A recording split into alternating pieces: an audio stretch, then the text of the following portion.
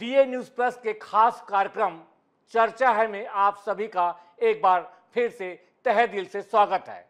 मैं बलबीर भारज आज आपको बताने जा रहा हूं उन खास खबरों के बारे में जो आज चर्चा का विषय बनी हुई है। इसमें सबसे पहले जो बड़ी खबर चर्चा में है वह है यूक्रेन और अमेरिकी राष्ट्रपति के बीच हुई तीखी बहस को लेकर। आपको बता दूं, यूक्रेन के राष्ट्रपति वोलोदिमीर जेलेंस्की को अमेरिकी राष्ट्रपति ट्रंप के साथ बहस के बाद व्हाइट हाउस से बाहर का रास्ता दिखा दिया गया। दोनों नेताओं के बीच शुक्रवार को करीब 10 मिनट तक तीखी बहस हुई थी। ट्रंप का कहना था कि जेलेंस्की का रवैया वर्ल्ड वार को निमंत्रण दे रहा है, जबकि जेलेंस्की का कहना था कि जब तक सुरक्षा की गारंटी नहीं मिल जाती वे किसी पीस डील में शामिल नहीं होंगे। अमेरिका से मिली फटकार के बाद भी पूरा यूरोप जेलेंस्की के साथ खड़ा है, जबकि चीन रूस के साथ। 24 फरवरी 2022 को रूस और यूक्रेन के बीच यह युद्ध शुरू हुआ था, जिसको आज 3 साल बीत गए हैं। युद्ध थमा नहीं है और इसको लेकर पूरी दुनिया की नज़रें इन दोनों देशों के बीच है। कई लोगों को लगता है कि यह युद्ध तृतीय विश्व युद्ध के रूप में तब्दील ना हो जाए, जैसा कि आज आपको पता है कि खुद डोनाल्ड ट्रंप ने भी इस बात की संभावना जताई है कि अगर जेलेंस्की की हठ धर्मता नहीं थमी तो यह तीसरे विश्व युद्ध में परिणित हो जाएगा। जबकि जेलेंस्की का कहना है कि बिना सुरक्षा की गारंटी के वह किसी भी पीस मीटिंग में शामिल नहीं होंगे। आपको बता दें कि यूक्रेन के बीच शुरू हुआ युद्ध को 3 साल बीत जाने के बाद भी अभी तक किसी भी प्रकार का कोई नतीजा नहीं निकला है। कहा जाता है कि यूक्रेन इस युद्ध के चलते बर्बादी की कगार तक जा पहुंचा है, लेकिन युद्ध उसकी अब मजबूरी है क्योंकि वह पूरी सुरक्षा के साथ स्वतंत्र देश के रूप में रहना चाहता है। आपको बता दें कि CNN की रिपोर्ट के मुताबिक व्हाइट हाउस के एक अधिकारी ने बताया कि बहस के बाद यूक्रेन के डेलीगेट्स ओवल ऑफिस से निकलकर दूसरे कमरे में चले गए थे, जबकि अमेरिकी टीम वहीं रुकी रही। इस दौरान ट्रंप ने उपराष्ट्रपति वेंस, विदेश मंत्री रूबियो और NSA माइक वाल्टर्स से बातचीत की। चर्चा के दौरान ट्रंप ने कहा कि जेलेंस्की की बातचीत की हालत नहीं है। इसके बाद उन्होंने माइक वाल्ट और विदेश मंत्री से कहा कि वे जाकर खुद जेलेंस्की को कह दें कि उनके जाने का वक्त हो गया है। ये दोनों अधिकारी वहां पहुंचे तो जेलेंस्की ने उनसे कहा कि वे चीज़ों को ठीक कर सकते हैं। उन्होंने कहा कि जेलेंस्की ने फिर से ट्रंप के साथ बातचीत करने की इच्छा जाहिर की, लेकिन अमेरिका ने उन्हें यह मौका नहीं दिया। दोनों नेताओं की ज्वाइंट प्रेस कॉन्फ्रेंस भी होने वाली थी, जिसे भी इस तीखी नोकझोंक के बाद रद्द कर दिया गया। जेलेंस्की बोले सुरक्षा की गारंटी मिले तभी पीस डील में शामिल होंगे। जेलेंस्की ने ट्रंप से बहस के बाद उनसे माफी मांगने से भी साफ इनकार कर दिया। उन्होंने फॉक्स न्यूज से कहा कि जब तक सुरक्षा की गारंटी मिल नहीं जाती वे किसी पीस डील में शामिल नहीं होंगे। जेलेंस्की ने कहा कि वे ट्रंप का सम्मान करते हैं, अमेरिका के लोगों का सम्मान करते हैं, लेकिन उन्होंने कुछ बुरा नहीं किया। उन्होंने यह भी कहा कि यह बहस दोनों के लिए अच्छी नहीं रही, लेकिन ट्रंप को यह समझने की जरूरत है कि यूक्रेन रूस को लेकर अपनी रवैया एक दिन में नहीं बदल सकता। जेलेंस्की ने कहा कि वे चाहते हैं कि ट्रंप इस बहस के बाद भी यूक्रेन के लिए ज्यादा समर्थन दिखाए। उन्होंने कहा कि यूक्रेन एक साझेदार के तौर पर कभी भी अमेरिका को खोना नहीं चाहता। जेलेंस्की ने कहा कि यूक्रेन तब तक रूस के साथ पीस डील में शामिल नहीं होगा जब तक कि उसे सुरक्षा की पूरी गारंटी नहीं मिल जाती। उधर ट्रंप ने इस पूरे घटनाक्रम के बाद पत्रकारों से बात करते हुए कहा कि जेलेंस्की शांति चाहते ही नहीं। ट्रंप ने दावा किया कि पुतिन शांति के लिए काफी गंभीर है। यूक्रेन की मदद बंद करने के सवाल पर ट्रंप ने कहा कि अब इससे कोई फर्क नहीं पड़ता, अब वे तभी बातचीत करेंगे जब जेलेंस्की इस जंग को वाकई में खत्म करना चाहते हैं। दरअसल राष्ट्रपति ट्रंप पूर्व प्रेसिडेंट जो बाइडेन प्रशासन द्वारा यूक्रेन को दिए गए आर्थिक और सैन्य मदद का मुआवजा मांग रहे हैं। वह चाहते हैं कि बस अमेरिका को किसी तरह इन्वेस्टमेंट का रिटर्न मिल जाए। जी हाँ, आपको हम बता दें कि अमेरिका ने जिस तरीके से युद्ध के दौरान यूक्रेन को हथियारों की और अन्य सामग्रियों के लिए जो मदद की है, वह चाहता है कि वो जो मदद है जो 350 लाख डॉलर के आसपास से बताई जाती है, उसको वह रिटर्न के रूप में यूक्रेन से चाहता है। और उसका कहना है कि इन्वेस्टमेंट का रिटर्न मिलना भी चाहिए। अपने बयानों में वह कई बार कहते सुने जा सकते हैं कि दिए गए सपोर्ट के बदले अमेरिका को 500 अरब डॉलर चाहिए, लेकिन बात 350 अरब डॉलर पर फाइनल वो करना चाहते हैं, ऐसा उनके लोगों ने कहा है। इसके बदले यूक्रेन को कुछ नहीं मिलेगा, सुरक्षा तो कतई नहीं। बिना सिक्योरिटी गारंटी के बावजूद डील पर साइन करने के लिए जेलेंस्की शुक्रवार को अमेरिका पहुंचे और व्हाइट हाउस में ट्रंप से मुलाकात की। ट्रंप खुद उनके स्वागत में बाहर दरवाजे तक उन्हें लेने आए। दोनों नेताओं की अच्छी तस्वीरें भी आईं। फिर ट्रंप जेलेंस्की को अपने कैबिनेट के साथ प्रेस को संबोधित करने के लिए बैठ गए। इस दौरान एक पत्रकार ने यूक्रेन की सिक्योरिटी पर सवाल पूछा तो उन्होंने इस मुद्दे पर बात करने से साफ इनकार कर दिया। जेलेंस्की का दौरा कितना ज़्यादा खराब माहौल में खत्म हुआ, इसका अंदाज़ा आप ऐसे लगा सकते हैं कि व्हाइट हाउस छोड़ने के बाद उन्होंने अपने 2 सार्वजनिक कार्यक्रम रद्द कर दिए। जानकारी के अनुसार जेलेंस्की बिना खाना खाए ही व्हाइट हाउस से बाहर चले गए। इसके बाद भी उन्होंने एक्स पर अमेरिका का धन्यवाद करते हुए लिखा कि यूक्रेन को स्थायी शांति की आवश्यकता है और हम उसके लिए काम कर रहे हैं। इस बीच यूरोप के कई नेताओं ने जेलेंस्की के प्रति अपना समर्थन जताया। नॉर्वे, नीदरलैंड, पोलैंड, यूरोपीय यूनियन, जर्मनी, ब्रिटेन जैसे यूरोपीय देशों के अलावा कनाडा और ऑस्ट्रेलिया ने भी जेलेंस्की के लिए अपना समर्थन जताया है। तो यह एक मीटिंग थी जो तीसरे विश्व युद्ध को रोकने के लिए चलाई जा सकती थी, कहा जा सकता है। हालांकि यह शांति बनाए रखने की एक मीटिंग थी जिसमें रूस के राष्ट्रपति पुतिन को पूरा भरोसा था कि अमेरिकी राष्ट्रपति डोनाल्ड ट्रंप जेलेंस्की के साथ बात कर युद्ध विराम की दिशा में एक कदम तो आगे बढ़ा सकते हैं। लेकिन जेलेंस्की ने बिना सुरक्षा के किसी भी पीस डील को में साइन करने से इनकार कर दिया। अब इसको लेकर पूरी दुनिया के देश जो हैं अलग अलग खेमों में बढ़ चुके हैं। रूस जहां चाइना और अमेरिका के साथ देख रहा है, तो वहीं यूरोपीय देश जो हैं वह पूरे के पूरे यूक्रेन के साथ हैं। ऑस्ट्रेलिया भी और कनाडा भी यूक्रेन के साथ है।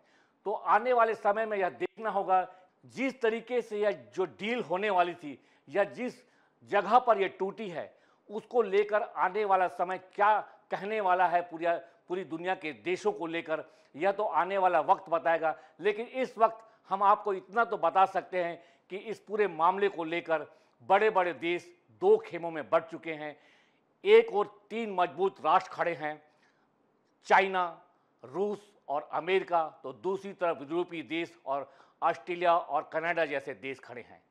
इन सभी का अलग अलग होना इस वक्त यह दर्शाता है कि स्थिति पूरे विश्व की बहुत ही सही नहीं है। शांति की सब बात कर रहे हैं, लेकिन शांति के रास्ते पर कदम बढ़ाने के लिए कोई भी आगे आकर इसका समर्थन नहीं कर रहा है, जबकि यह माना जा रहा है कि इस वक्त ये दोनों देशों को में अगर युद्ध विराम की स्थिति हो सकती है तो इससे बढ़िया कोई पहल नहीं हो सकती।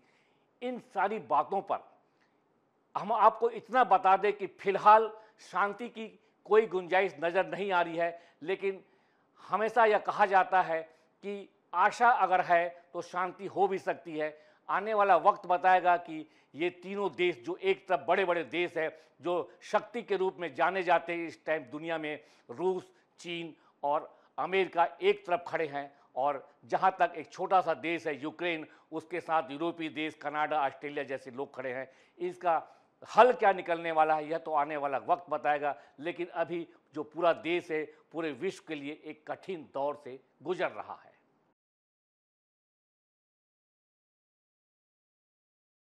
चर्चा है में आज हमारा जो दूसरा प्रमुख मुद्दा है जिसके बारे में छत्तीसगढ़ की जनता जानना चाहती है, वह है पीसीसी चीफ दीपक बैज के घर की जासूसी को लेकर। पीसीसी चीफ दीपक बैज ने घर की रेकी करने वाले मामले को लेकर सीएम विष्णुदेव साय और डीजीपी को चिट्ठी लिखी है, जिसमें उन्होंने जासूसी मामले की उच्च स्तरीय जांच और अपनी सुरक्षा को लेकर चिंता जताई है। जासूसी मामले को लेकर पीसीसी चीफ दीपक बैज ने कहा कि मैंने मुख्यमंत्री, डीजीपी को पत्र लिखकर जानकारी दी है। मैं बस्तर से आता हूं, वहां सुरक्षा सबसे बड़ी चिंता का विषय है। हमने झीरम की घटना देखी है, जहां तत्कालीन प्रदेश अध्यक्ष मार दिए गए थे। कहीं झीरम फिर से दोहराने की कोशिश तो नहीं हो रही है, इसलिए जरूरी है इस घटना की उच्च स्तरीय जांच हो। बता दें, पीसीसी चीफ दीपक बैज ने अपने घर की रेकी कर जासूसी करवाने का आरोप लगाया है। उनका आरोप है कि बीते 2 रातों से लगातार 24 घंटे दंतेवाड़ा पुलिस CG-17 की गाड़ी उनके रायपुर स्थित शासकीय निवास की रेकी कर रही है। पैदल टहलकर हमने जब उन्हें पकड़ा और लोकल गन थाने के टीआई को भी जानकारी दी, तब पता चला कि उन्हें इस तरीके से किसी भी प्रकार की कोई जानकारी नहीं है। दंतेवाड़ा के एडिशनल एसपी RK बर्मन से भी बात की, लेकिन कोई संतोषजनक जवाब नहीं दिया गया। बिना दस्तावेज के वे यहाँ पर क्या कर रहे थे, क्यों पहुँचे थे जगदलपुर से रायपुर, या किसी ने भी कुछ ठोस तरीके से उन्हें उत्तर नहीं दिया। उन्होंने आरोप लगाते हुए कहा कि पूरी पुलिस प्रशासन एक एजेंट की तरह शासन के लिए काम कर रही है। सबूत भी अब हमने पकड़ लिए हैं। जिले की पुलिस मेरे पीछे लगाए हैं। सरकार चुनाव में धांधली कर रही है और जो मुझसे मिलने आ रहे हैं उनकी निगरानी भी की जा रही है। यदि पीसीसी चीफ के अध्यक्ष का ये हाल है तो जनता का क्या हाल होगा। इस मामले की जांच होनी चाहिए, जिम्मेदारों पर कार्रवाई होनी चाहिए। अब हम आपको बताएं क्या है इस पूरे विवाद की वजह। आपको बता दें, इस पूरे विवाद की वजह दंतेवाड़ा में प्रधानमंत्री ग्रामीण सड़क योजना के अंतर्गत बनी एक सड़क में हुआ भ्रष्टाचार है। दंतेवाड़ा जिले के नक्सल प्रभावित इलाके मड़कामी रास से हिरोली के बीच सड़क निर्माण की स्वीकृति 2 भागों में हुई थी। सड़क निर्माण के पहले भाग में 1 करोड़ 96 लाख और दूसरे भाग में 1 करोड़ 99 लाख रुपए की स्वीकृत राशि मिली थी। आरोप है कि कांग्रेस के जिला अध्यक्ष अवधेश गौतम ने अपने राजनीतिक रसूख का इस्तेमाल कर टेंडर हासिल किया। इतना ही नहीं, अधिकारियों से साठ गांठ कर तय रकम से 10% ज्यादा का वर्क ऑर्डर भी ले लिया। तत्कालीन कांग्रेस सरकार के वक्त हुई ये पूरी टेंडर प्रक्रिया सवालों के घेरे में है। छत्तीसगढ़ में सरकार बदलने के बाद इस घोटाले की जांच शुरू हुई। इसमें करीब 5 अधिकारियों को सस्पेंड भी किया गया। इसके बाद दंतेवाड़ा कांग्रेस जिला अध्यक्ष अवधेश गौतम पर भी FIR दर्ज की गई, जिसके बाद से गौतम फरार हैं।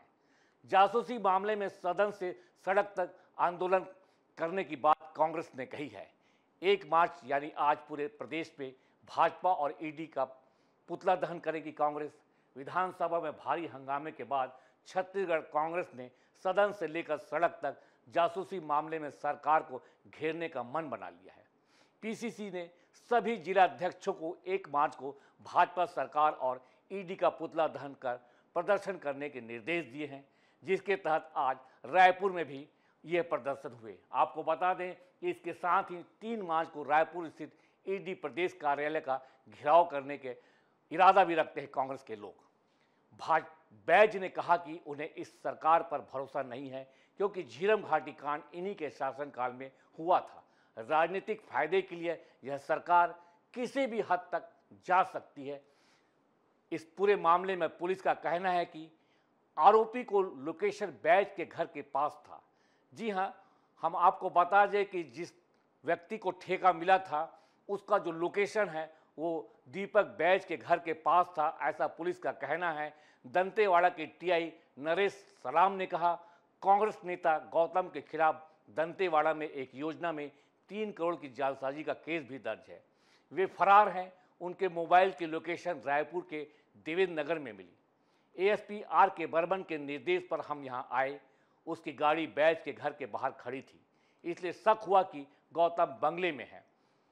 आपको बता दें कि यह जो पूरा मामला है, जिसमें पुलिस ने अपनी सफाई दी है कि वो किस तरीके से दीपक बैज के घर तक पहुंची है और इस पूरे मामले को लेकर कैसे कांग्रेस ने इसे पूरे सदन में उठाया है। जी हां, विधानसभा का सत्र चल रहा है और कांग्रेस ने जासूसी के इस मामले को लेकर सदन में अपनी आवाज़ उठाई, और न केवल आवाज़ उठाई बल्कि इतना जमकर हंगामा किया उन्होंने कि अंततः जो सदन के अध्यक्ष हैं सभी कांग्रेस के विधायकों को उन्हें निलंबित करना पड़ा।